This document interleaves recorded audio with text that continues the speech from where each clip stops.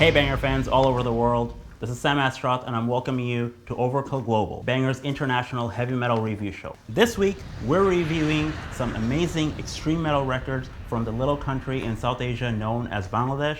I'll be giving you my top 5 personal essential albums, as well as we'll be hearing from a local expert. Stick around till the end to hear some shoutouts from our Patreon donors.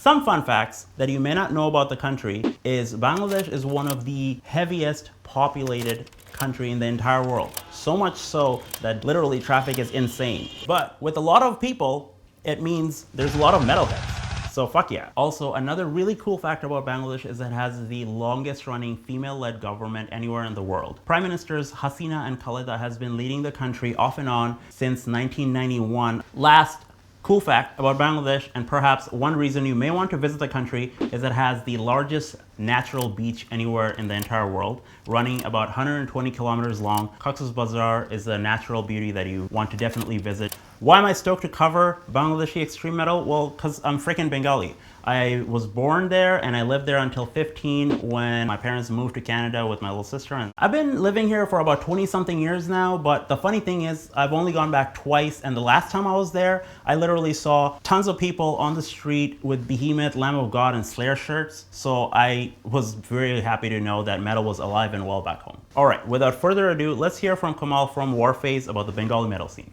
Hello. This is Ibrahim Kamal from the band Warfaze from Bangladesh. In mid-80s, a huge rock and metal movement started in Bangladesh, and that flourished in the 90s and is still going on. We have thousands of heavy metal bands who are releasing albums, performing in sold-out concerts, stadium concerts, and we have a big culture, and it is part of our culture. From Warfaze and other Bangladeshi bands, I would like to say thanks to BangerTV to keep the tradition of heavy metal going on. Thank you very much. On to the reviews. These are my personal recommendations for 5 extreme metal albums you should be checking out.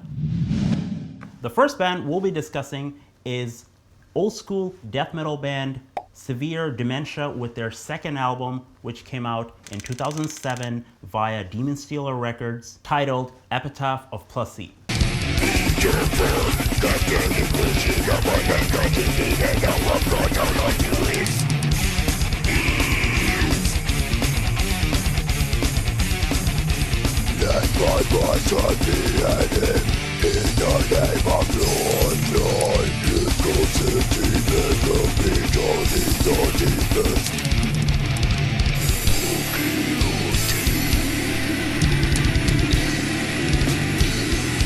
Severe Dementia has been hailed as one of the top extreme metal acts in Bangladesh, drawing regional as well as international attention. They formed back in 2004 and released a split album with top Indian death metal act Demonic Resurrection before releasing their own album in 2007. These guys play a tech-tinged, riff-heavy, old-school death metal version of their music within a variety of the extreme metal subgenre.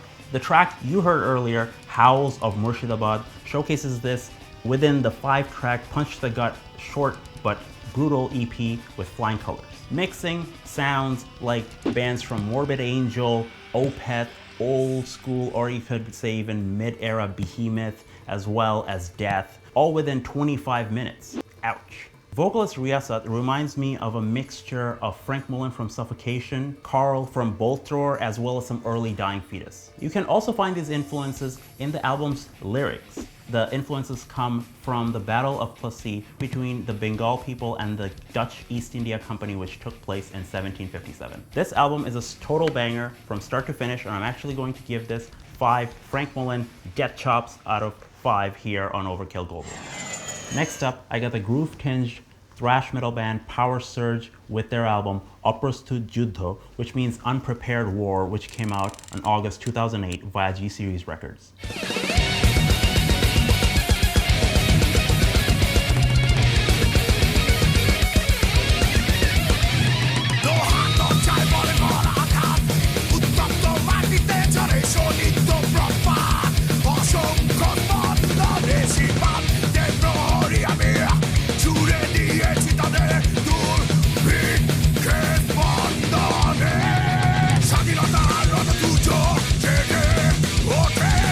That was Ognistan.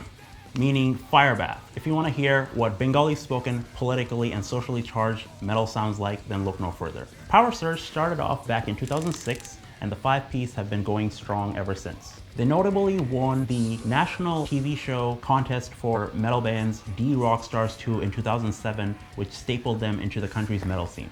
This album has a solid mix of Lamb of God and Machine Head style groove tinge riffing in the twin guitar works, switching between slow-paced, heavy, and fast-paced thrashy sections, with blistering solos alongside thundering drums akin to Slayer and Creator, combined with some solid, semi-harsh, raspy vocals that transition into more melodic power metal style singing. A great mix if you ask me. This formula seems to be overall pretty prevalent throughout the album, so if you like your groove metal with a good amount of thrash, then definitely check this one out. For a solid, consistent record, I'm giving this 4 out of 5 skulls. Third on the list, I got Death thrash metal maniacs Orator with their brutal offering Kamal, which came out on February 19, 2013 via Armageddon Records, and you want to definitely feast your ears on this.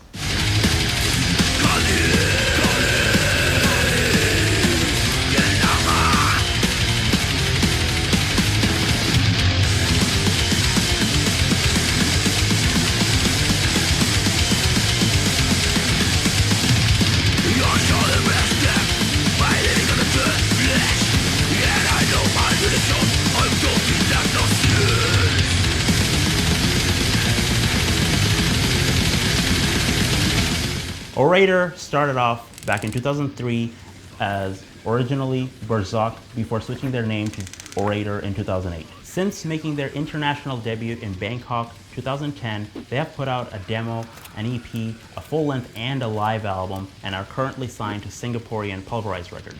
The 3-piece brings an old-school death thrash vibe with bludgeoning drums, gross, twisted-sounding vocals, as well as unending riffs hammering at you constantly. The track you heard earlier, titled Gnosis-Stained Khadga, showcases this blend of speedy thrash with brutal death metal assault. Fans of old-school death metal like Possessed, as well as fans of heavy thrash like Sodom, would definitely enjoy these guys. The vocals are very well placed within the guitar riffs, which I found was very well needed for an album as relentless as this. Even has a little bit of a Pestilence vibe in some places. For creating an unrelenting barrage of songs that didn't let me chill whatsoever, I'm giving this a solid 4 out of 5 skulls. Next up, I got the evil symphonic black metal band Satanik with a K from capital city Dhaka, Bangladesh, with their full-length record, The Messenger of Last Avatar, which came out on June 5th, 2016 via G-Series Records. Check this out. Rise in your eyes, like fire.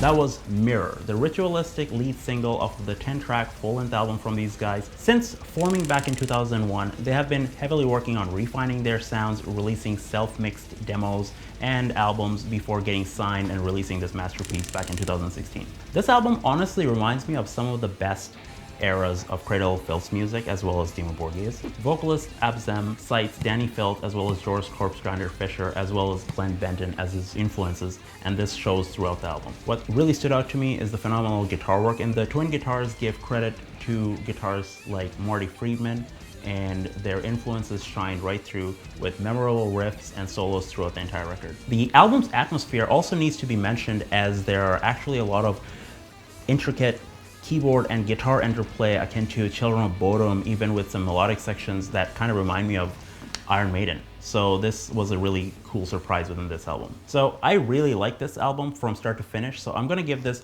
4.5 Baphomet skull statues out of 5 here on Overkill Global. The last band on my list is blackened thrash metal maniacs Eternal Armageddon with their independently released effort In Light, In Dark, In Hate, which came out on April 10, 2020.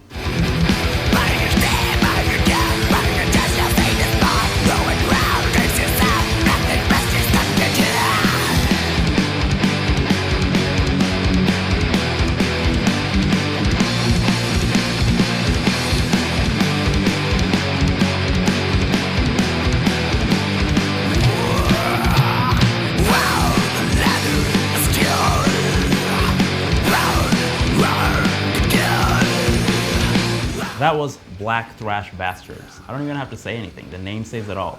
Right away, some black and thrash metal titans like Orator, Venom, and even some Darkthrone come to mind when you listen to this album. The trio of Bastards started back in 2009 with a melodic black metal sound before switching to their current sound and releasing this full-length album. The 7 songs have a steady flow of malicious riffing with a steady flow of heavy drums interplay that are really fun to listen to, switching between sinister rhythmic sections broken down with mid-paced tempo changes. How this came out in 2020 boggles my mind, as vocalist Asmodeus imitates Fenriz, Nocturna Culto, as well as sometimes Kronos, for a barrage of infectious riff that took me 30 plus years or so back. I'm giving this album 4.5 Fenriz with kitties here on Overkill Global. So, what did we learn? Bangladesh is a tiny country in South Asia that may not be well known to most people, but it has a really expansive extreme metal, rock, metal, and general musical scene that is definitely worth checking out. Aside from the music scene, the country also has a rich cultural history and a natural beauty, especially in places like Sundarban, which is kind of like their own Amazon forest, which is definitely worth checking out. Now for some honorable mentions chosen by our Patreon donors. You guys originally mentioned Eternal Armageddon as well as Orator, which we covered already. We also got technical death metal outfit Homicide with their album Minotaur Unleashed, which was released independently on April 24th, 2020. Starting back up, back in 2008, with a similar musical direction akin to the likes of Nile, this trio brings on the heavy with a bit of lead work finesse within the 9-track album. Finally, we got Trainwreck, who may not have put out an album yet, but they've been taking the country's extreme metal scene by storm. They won the first Vakken metal battle from Bangladesh. Check out the sick performance from when they played Vakken.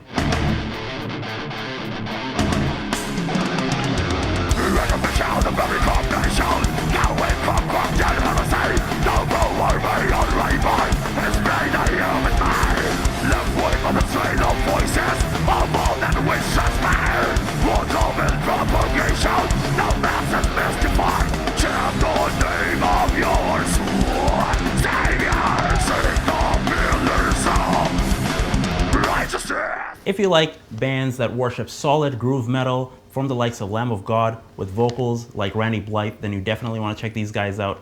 Maybe they haven't released an album yet, but I cannot wait to see what they put out next. The live songs definitely show what they got. Thanks everyone for sharing your love for Bangladeshi extreme metal and sharing your thoughts about the country's music scene with us. What did we miss? Let us know in the comments below, and until next time, it's Sam Astrot signing off.